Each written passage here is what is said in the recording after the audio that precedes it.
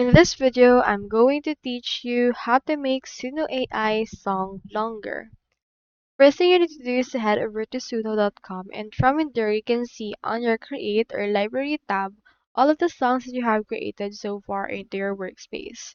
I have in here these songs and you can find them right here. So what you can do is you need to actually make it longer.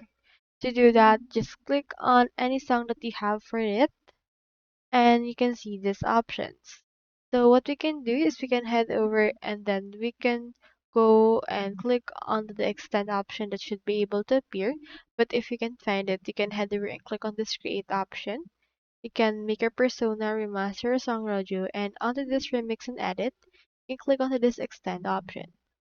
When you click on it, this will actually help extend this particular song. As you can see right now, it's only at 1 minute. But when you click that particular prompt, it will choose right here which part you wish to extend.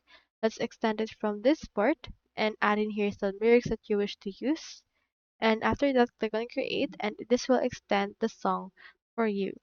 So just wait for it to actually be created and it should give you right here a new song with extensions right there.